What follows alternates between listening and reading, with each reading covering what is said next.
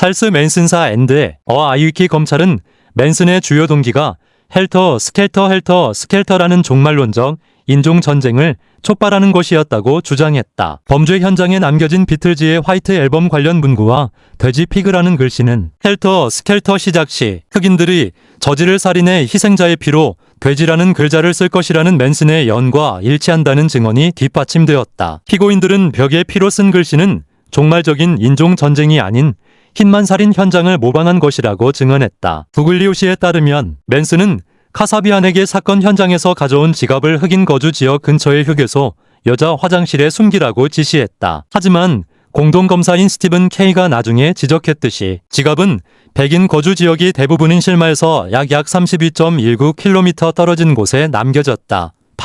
과정에서 패밀리 구성원들은 법원 입구와 복도 주변을 배회했다. 그들을 법정 안으로 들이지 않기 위해 검찰은 그들을 잠재적 증인으로 소환하여 다른 증인들이 증언하는 동안 입장할 수 없게 했다. 그들이 인도에서 밤샘 시위를 벌이면서 일부 구성원들은 칼집에 넣은 사냥용 칼을 착용했는데 이는 겉으로 드러났지만 합법적으로 소지되었다. 그들 각자는 또한 이마에 새겨진 자국으로 식별할 수 있었다. 일부 패밀리 구성원들은 증인들이 증언하는 것을 막으려 시도했다. 검찰 증인인 폴 와킨스와 후안 플리는 모두 위협을 받았다. 와킨스는 그의 펜에서 의심스러운 화재로 심하게 화상을 입었다. 전 패밀리 구성원인 바바라 호이트는 수잔 애킨스가 테이트 살인 사건에 대해 패밀리 구성원인 루스 앤 무어하우스에게 설명하는 것을 우연히 듣고 무어하우스와 함께 하와이에 가기로 동의했다. 그곳에서 무어하우스는 그녀에게 여러 번의 레스티를 첨가한 햄버거를 먹였다고 한다. 호놀룰루 길가에서 액에 취해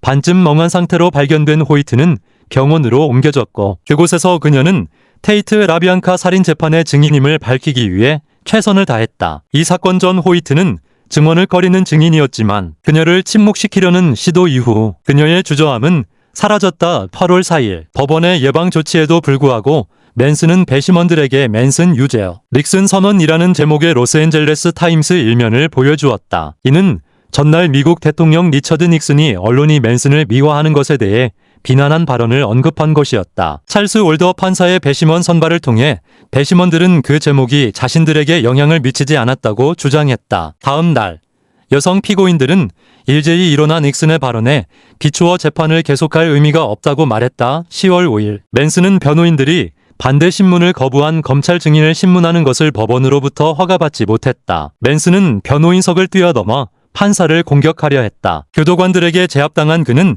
여성 피고인들과 함께 법정에서 쫓겨났는데 여성 피고인들은 그 후 일어나 라틴어로 연호를 외치기 시작했다. 그 후 올더 판사는 그의 법독 아래의 권총을 착용하기 시작했다고 한다. 11월 16일 검찰은 변론을 종결했다. 사흘 뒤 통상적인 기각 신청에 대한 변론을 거친 후 변호인 측은 증인을 한 명도 소환하지 않고 변론을 종결하여 법정을 경악하게 만들었다. 애킨스, 크레닌켈, 반 하우터는 불만을 외치며 증언할 권리를 요구했다.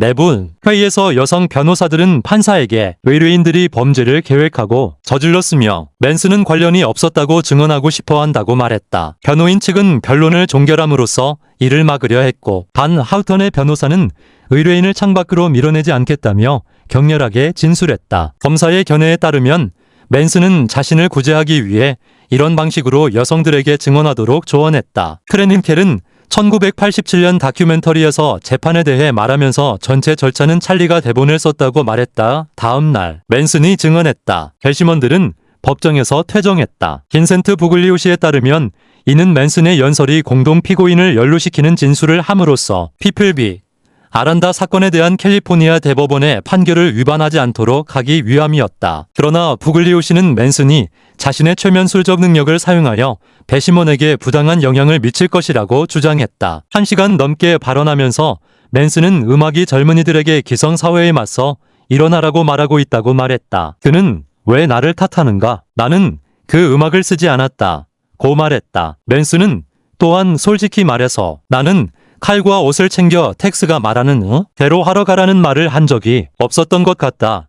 고 말했다. 재판이 본론이 마무리되고 최종 변론이 임박했을 때 변호사 휴즈는 주말 여행 중에 실종되었다. 맥스 웰키스가 휴즈를 대신하여 반 하우턴을 변호하도록 임명되자 키스가 방대한 재판 기록에 익숙해질 시간을 주기 위해 2주 이상의 연기가 필요했다. 크리스마스 직전 재판이 재개되자마자 피고인들의 검찰 최종 변론 방해로 인해 유죄 단계의 나머지 기간 동안 오더는 4명의 피고인들을 법정에서 퇴출시켰다. 이는 피고인들이 서로 공모하여 연기를 하고 있었고 오더는 그것이 분명해지고 있다고 말했다.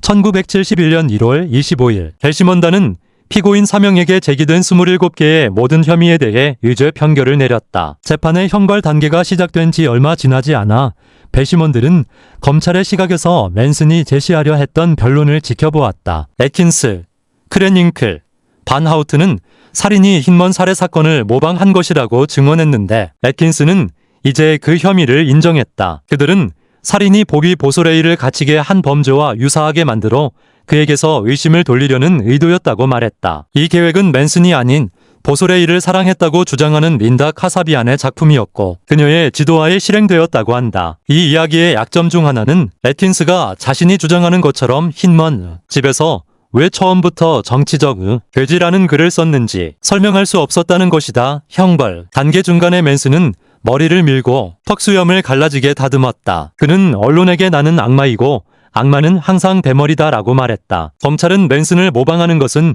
그의 지배력을 증명할 뿐이라는 그들의 늦은 인식을 여겼는데 여성 피고인들은 배심원들이 사형을 요구하는 줄을 심리하기 위해 물러날 때까지 머리를 깎는 것을 자제했다. 모방 시나리오를 통해 맨슨을 면책하려는 노력은 실패했다. 1971년 3월 29일 배심원단은 4명의 피고인 모두에 대해 모든 혐의의 사형 판결을 내렸다. 1971년 4월 19일 올더 판사는 4명에게 사형을 선고했다. 샌은 퀸틴 주립 교도소에서 찍은 머그샷 1971년 촬영. 그러나 1972년 2월 캘리포니아주에서는 사형 제도가 일시적으로 폐지되었기 때문에 맨슨과 다른 피고인들의 형은 자동으로 종신형으로 감형되었다. 후년에 동주의 사형 제도가 부활했지만 맨슨에게는 영향이 미치지 않아 캘리포니아주 교도소에서 복역을 시작했던 옥중에서는 끝까지 죄를 인정하지 않고 반성이나 후회, 사죄의 자세를 보이지 않았으며 지지자들로부터 오는 많은 편지를 읽고 작사 작곡에 힘썼다. 1981년 옥중의 맨슨은 사건 후 첫 인터뷰에 응했다. 복역 중에 여러 차례 가석방 신청이 제출되었고 그때마다 언론의 관심을 모았다. 2007년에 가석방을 위해 통산 11번째 신청을 했지만 여전히 타인에게 부당한 위험을 가하고 있으며 접촉하는 인간에게 해를 가할 우려가 있다며 기각되었다. 또한 2012년에는 통산 12번째 가석방 신청을 했지만 기각되었다. 2014년 11월 9년 전부터 맨슨과 교류를 이어온 26세 여성이 자신은 찰스 맨슨의 아내라고 시엔N이 취재에 답했고 옥중 결혼 절차에 들어갔다는 보도가 나왔다. 그러나 여성이 맨슨의 시신을 유리응 쇼케이스에 넣어 로스앤젤레스에서 전시하여 큰 돈을 벌려고 계획했던 것이 발각되어 약혼은 해소되었다. 지하 문화적 영향도 길게 미국인 가수 마릴린 맨슨의 예명은 배우 마릴린 먼로와 찰스 맨슨의 이름에서 따온 것이다. 그의 밴드 마릴린 맨슨의 다른 멤버들 역시 유명 여자 연예인과 연쇄살인마의 이름을 조합하여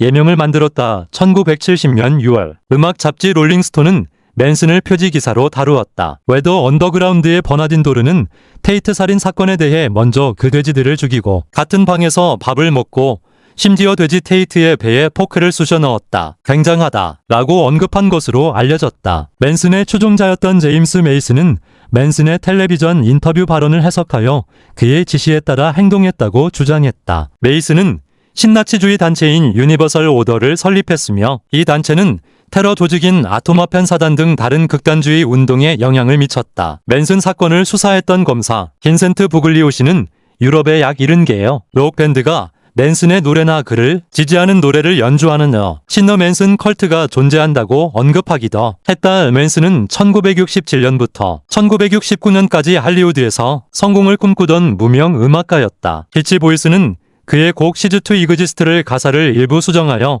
네버런 노트 트러블라는 제목으로 녹음했다. 맨슨의 다른 곡들은 테이트 살인 사건 재판이 시작된 후에야 공개되었다. 1970년 3월 6일 맨슨의 음악 앨범 LI가 발매되었으며 여기에는 시즈2 이그지스트 원곡도 포함되었다. 발매 초기에는 2000장 중 약 300장만 팔렸다. 맨슨의 음악과 목소리가 담긴 녹음물은 여러 차례 발매되었다. 그중 하나인 더 패밀리 잼즈는 맨슨과 다른 멤버들이 체포된 후 1970년에 맨슨 패밀리가 녹음한 맨슨의 노래들을 담은 이 CD 앨범이다. 이 앨범에서는 스티브 그로건이 기타와 리드 보컬을 맡았고 리넷 프롬, 산드라 굿, 캐서린 셰어 등이 보컬에 참여했다. 2005년 4월에는 맨슨의 새로운 음악, 시, 고어 작품을 담은 앨범 온 마인드가 크리에이티브 커먼즈 라이선스로 공개되었던 이국 록 밴드 건스 앤 로지스는 맨슨의 곡 록의 듀얼 게임, 걸 녹음하여 1993년 앨범 더 스파게티 인서던트 위 숨겨진 트랙으로 포함시켰다. 마릴린 맨슨의 앨범 포트레이트 오브 안 아메리컨 패멀리에 수록된 곡 마이 몽키에는 맨슨의 앨범 LI에 실린 메카니컬 맨 의가사 일부 I had a little monkey, I sent him to the country and I fed him on gingerbread, along came a choo-choo, 로크트 마이 몽키 쿠코, 앤드 나우 마이 몽키즈 데드가 포함되어 있다. 배우 크리스핀 글로버는 1989년 자신의 앨범 더 비그 프라블럼 더 솔루션 넷 EP에서 맨슨의 곡 네버 세이 네버 투 오르웨이스를 커버했던 카사비안, 스판 렌치, 마릴린 맨슨과 같은 음악가들은 맨슨이나 맨슨 패밀리와 관련된 이름에서 영감을 받아 그룹명을 지었다. 맨슨과 맨슨 패밀리는 수많은 다큐멘터리, 영화, TV 시리즈, 문학 작품의 소재가 되었다. 다큐멘터리 1973 맨슨, 로버트 핸드릭슨과 로렌스 메릭 감독 1989 찰스 맨슨 슈퍼스타, 니콜라스 슈렉 감독 2014 맨슨 이후의 삶, 올리비아 클라우스 감독 2017 맨슨, 미치광이의 정신 속으로, 리트 유르베트슨 살인사건에 관한 텔레비전 다큐멘터리 2017 살인은 나를 유명하게 만들었다. 찰스 맨슨, 무슨 일이 있었나? 2017 맨슨 컬트 내부, 잃어버린 테이프 2017 찰스 맨슨, 마지막 말, 롭 좀비 내레이션 제임스 버드 데이 감독 2018 맨슨 컬트 내부, 잃어버린 테이프, 리브 슈라이버 내레이션 2019 나는 살인자와 함께 살았다. 맨슨 패밀리, 다이앤 레이크 출연 2019 찰스 맨슨, 장례식, 제임스 버드 데이 감독 2019 맨슨, 여성들, 리넷 프롬, 산드라 굿, 캐서린 셰어, 다이앤 레이크 출연, 옥시젠 방영, 제임스 버드 데이 감독 2020 헬터 스켈터, 아메리카 신화, 웨슬리 칠코트 감독의 6부작 트비 미니 시리즈 극영화, 트비 시리즈, 문학 등 1971, 스위트 세이비어, 사건에서 영감을 받은 착취 영화, 1976, 헬터 스켈터, 텔레비전 드라마, 1984, 맨슨 패밀리 무비즈, 영화 드라마, 1990, 더 맨슨 패밀리, 존 모란의 음악 오페라, 1990, 어세신즈, 맨슨을 언급하는 브로드웨이 뮤지컬, 1992, 벤 스틸러 셔, 밥 오덴커크가 연기한 맨슨이 등장하는 스케치 시리즈, 1998, 메리 크리스마스, 찰리 맨슨, 맨슨을 다룬 사우스 파크 에피소드, 2003, 데드 서커스, 맨슨 패밀리의 활동을 다룬 소설, 2003, 맨슨 패밀리, 맨슨 패밀리를 다룬 범죄 드라마 공포 영화, 2004, 헬터 스켈터, 맨슨 패밀리와 린다 카사비안에 관한 범죄 영화, 2006, 리브 프리키, 다이 프리키, 살인사건을 바탕으로 한 스톱 모션 애니메이션 영화, 2014, 하우스 오브 맨슨, 맨슨의 어린 시절부터 체포까지 다룬 전기 영화, 2015, 맨슨 패밀리 베케이션, 맨슨에서 영감을 받은 인디 코미디, 2015-16, 아쿠아리우스, 맨슨 관련 사건에서 영감을 얻은 특이 범죄 드라마 2016, 더 걸스, 엠마 클라인의 소설로 맨슨 패밀리에서 영감을 받은 2016, 울브스의 더 도어, 존 레알, 레오네티 감독, 샤론 테이트 살인 사건을 바탕으로 한 공포 영화, 2017, 마인드 헌터, 시즌 1과 2의 맨슨 등장, 2017, 아메리칸 호러 스토리,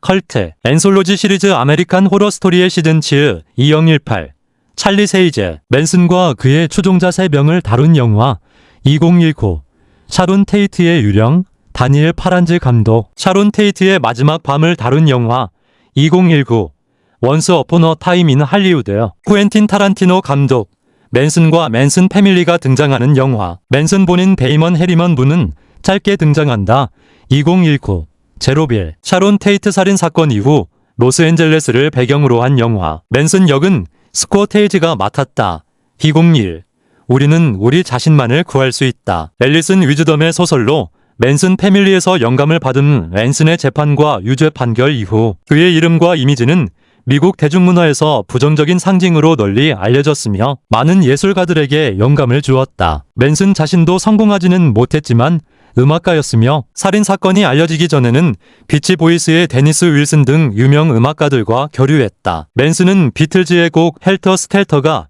자신이 계획한 동명의 묵시적 인종 전쟁과 살인을 예견했다고 주장했다. 이러한 연관성 때문에 맨슨은 광기, 폭력, 공포의 상징이 되었고 헬터 스켈터라는 단어는 맨슨 재판의 검사였던 빈센트 부글리오시가 쓴 맨슨 살인 사건에 대한 책 헬터 스켈터의 제목으로 사용되기도 했다. 8.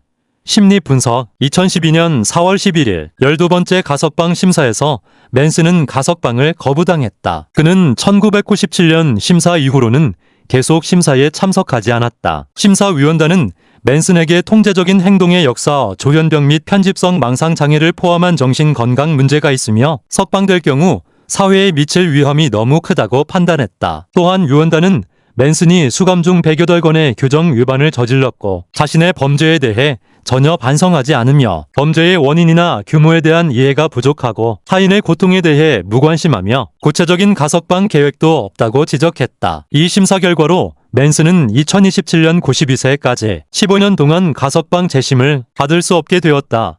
최근 맨슨의 심리 상태에 대한 재분석에서는 그가 조현병으로 잘못 진단되었어요. 수있다는 주장이 제기되었다. 대신 연구자들은 맨슨이 양극성 장애와 사이코패스 성향을 보였을 가능성이 높다고 제안한다. 연방수사국 FBI의 전 수사관 로버트 K. 레슬러는 복역 중인 맨슨과 직접 만나 대담한 경험이 있다. 레슬러에 따르면 맨슨은 처음에는 경계했지만 대화의 의도를 파악한 후에는 자신이 젊은 추종자들을 어떻게 심리적으로 조종했는지에 대해 협조적으로 이야기했다고 한다. 한편 일본의 와이드쇼 프로그램 더 와이드 특집 방송에서는 맨슨과 옴질리교 교주 아사하라 쇼코의 공통점을 지적하며 두 사람 모두 사이코패스라고 주장하기다 했다고 논란과 비판. 맨슨은 그의 추종자 드로빈 맨슨 패밀리가 형성되기 시작할 무렵 이미 인생의 절반가량을 여러 범죄 행위로 인해 교정시설에서 보낸 상태였다. 그는 살인을 저지르기 전에 뮤지션을 지망했으며 유명 밴드 비치 보이스의 멤버 데니스 윌슨과 교류하기도 했다. 맨슨이 직접 작곡하고 연주한 곡들이 녹음되었으며 수십 년에 걸쳐 건지 앤 로지스, 마릴린 맨슨 등 여러 유명 가수들이 그의 노래를 커버하면서 그의 음악적 유산과 범죄자로서의 악명 사이에 논란을 불러일으키기도 했다. 특히 마릴린 맨슨의 리드 보컬리스트 브라이언 휴 워너는 예명의 맨슨 부분을 악의 상징으로서 찰스 맨슨에게서 따왔다고 밝힌 바 있다. 맨슨이 지지자들은 1969년 7월과 8월 네 곳에서 총 9건의 끔찍한 살인을 저질렀다. 살인 동기에 대해 맨슨 본인은 다른 주장을 펼쳤으나 로스앤젤레스 카운티 검찰은 맨슨이 인종 간의 전쟁을 촉발시키려 했다고 결론 내렸다. 결국 1971년 맨슨은 영화 배우 샤론 테이트를 포함한 7명에 대한 1급 살인 및 살인 공모 혐의로 유죄 판결을 받았다. 검찰은 맨슨이 살인을 직접 지시하지는 않았지만 그의 사상과 주장이 추종자들의 살인 행위를 명백히 공모한 것으로 간주했다. 캘리포니아주 최고법원은 1972년 맨슨에게 사형을 선고했으나 당시 주에서 사형 제도가 일시적으로 폐지되면서 그의 형은 자동으로 종신형으로 감형되었다. 이후 캘리포니아주에서 사형 제도가 다시 부활했지만 코코란 교도소 캘리포니아 스테이트 프리즌 코커런 영어에 수감 중이던 맨슨의 형량에는 영향을 미치지 않았다.